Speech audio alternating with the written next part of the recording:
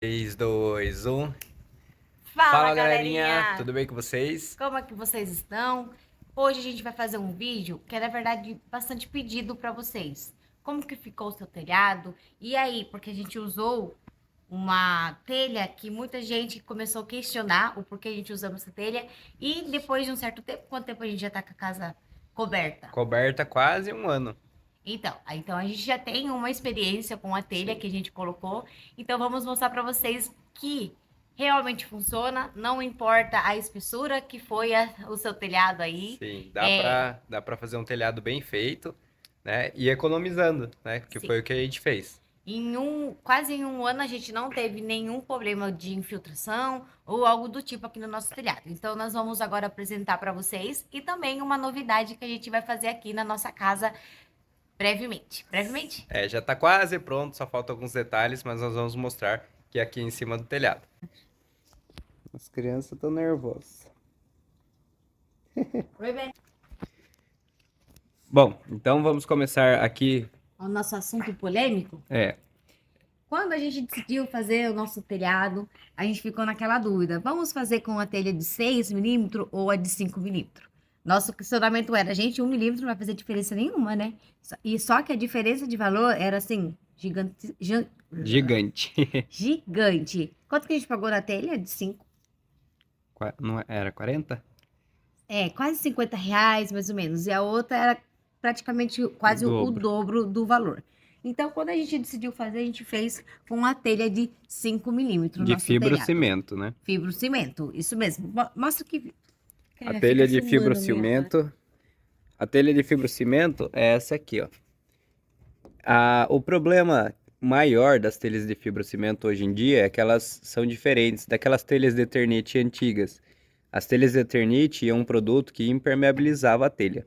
Nessas de fibrocimento, seja qual for a espessura, ela não é impermeável. Então você tem que fazer um certo tratamento que eu vou mostrar para vocês daqui a pouco. Pode observar aqui que ela tem algumas trinquinhas e essas trinquinhas vão aumentando com o tempo se você não impermeabilizar. Então esse é um ponto negativo da telha de fibrocimento. Essa que nós usamos aqui é de 5 milímetros, mas tem a de 6 milímetros que é um pouco mais grossa também, como a gente já falou.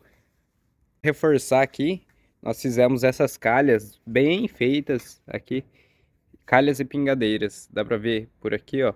Essa lateral toda, em vez da gente rebocar, nós colocamos direto as pingadeiras até a calha, até lá embaixo.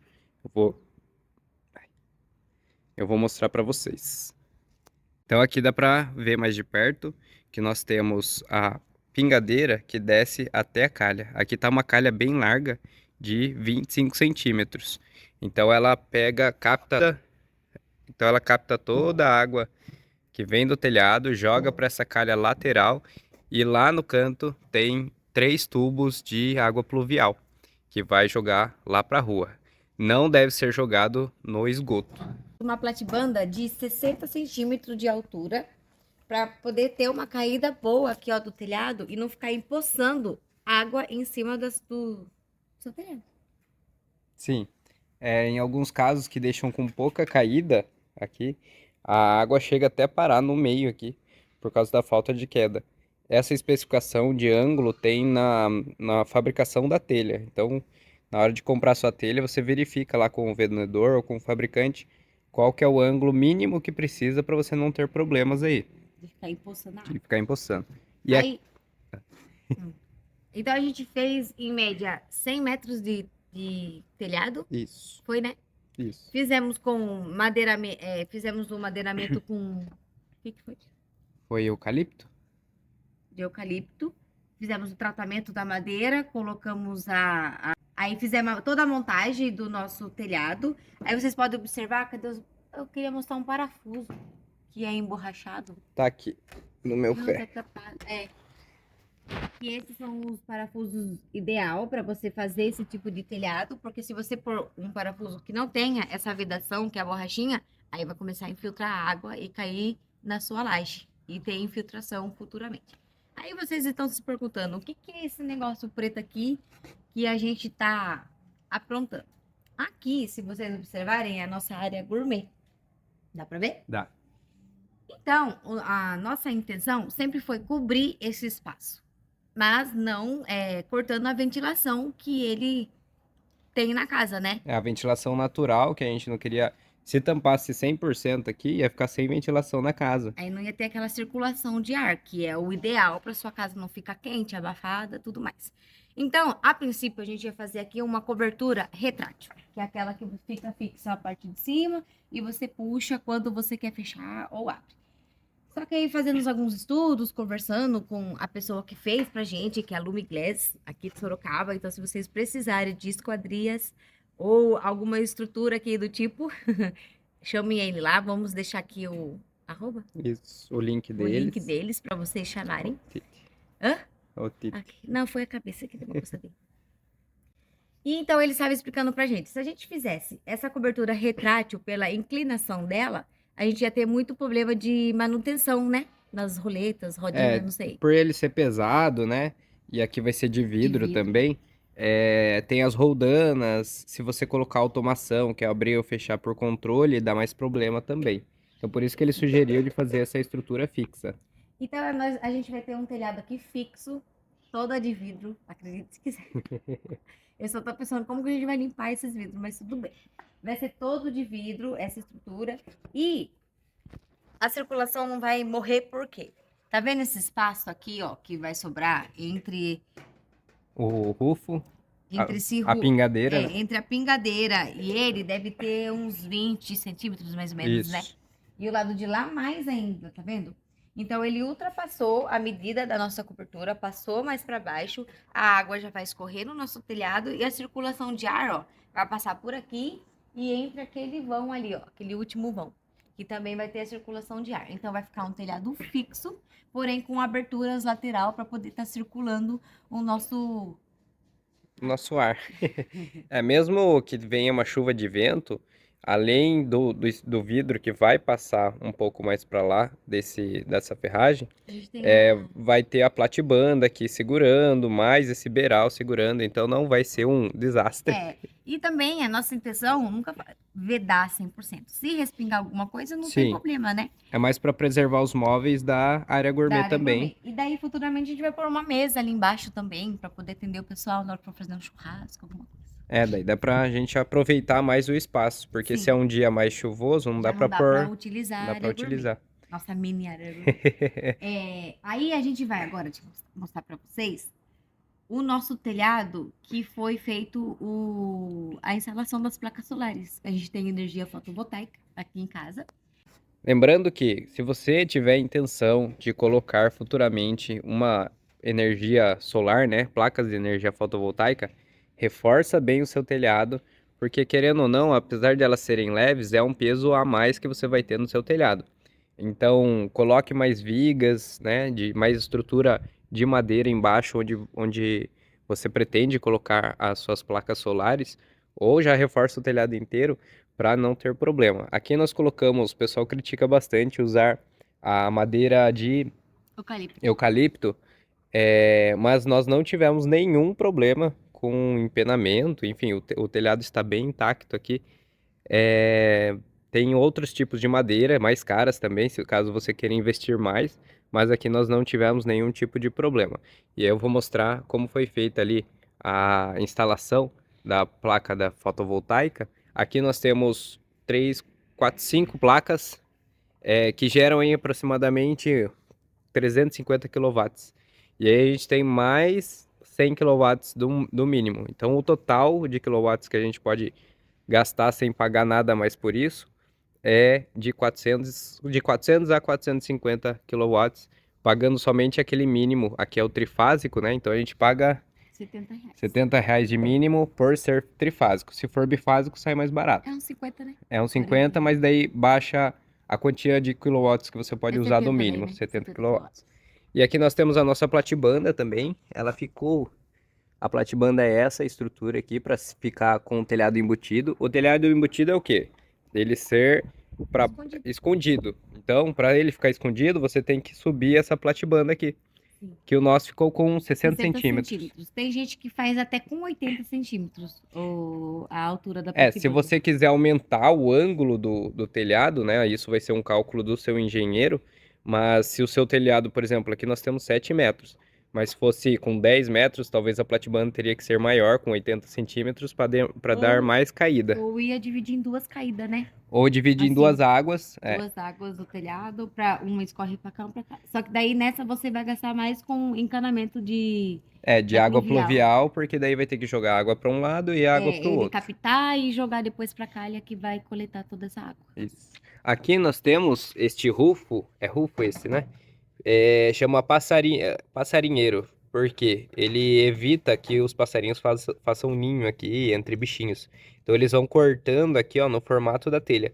Tem um formato reto também, mas não compensa. Compensa fazer esse estilo aqui que você vai evitar que bichos entrem e que a própria água respingue para dentro também. Então, muito bem feita a calha aqui. Aqui nós temos a saída do nosso ar-condicionado do quarto, de um dos quartos, né? Que nós deixamos para sair aqui para cima do telhado. Ó, observem aqui, ó, que passou um tanto aqui. O vidro vai até aqui mais ou menos, então vai ficar bem protegido. E aqui, ó, eu fiz um teste da borracha líquida da Decor Colors, que é isso que nós vamos precisar fazer. Tá vendo na junção aqui? Eu passei a borracha líquida Decor Colors para impermeabilizar este vão. O certo é passar na telha inteira. Aqui também nas laterais do roof eu passei. Ele veda tudo contra a umidade. Então o certo é você impermeabilizar. Hoje, talvez que se você tiver um pouco mais de grana, dá para você fazer o telhado com telha sanduíche, né? Ou a galvanizada.